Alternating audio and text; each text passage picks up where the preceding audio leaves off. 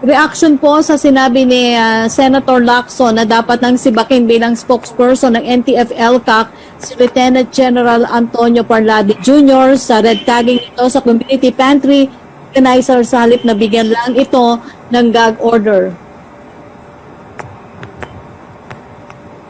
Ay, hindi naman po nagmamicromanage ang ating presidente. Bahala na po ang NTF-ELCAC kung susundin nila o hindi ang rekomendasyon ni Senator Lacson. Question from John Punsalan of ABS-CBN Online.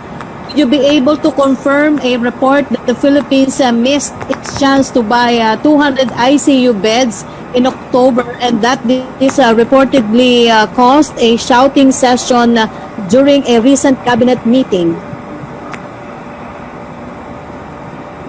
Wala pong katotohanan to, no? Kasi ang alam ko pong offer ay 200-bed hospital at 15 lang po yung ICU bed na kabahagi dun sa offer. Bagamat, meron po talagang offer na buy now, pay later na 2 years, no? Pero wala pong shouting match kasi ang talagang kinakailangan ng Pilipinas ngayon ay ICU beds. At patuloy po ang pag-uusap sa pamumuno po ni Secretary Duque para dito sa additional 200 ICU beds.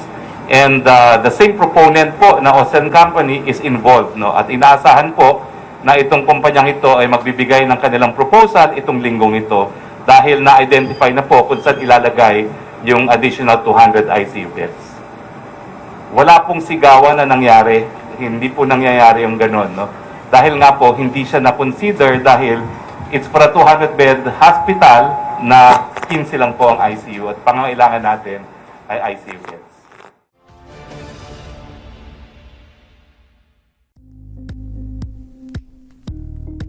Thank you for watching Politico TV. Please like and subscribe to our channel for more videos.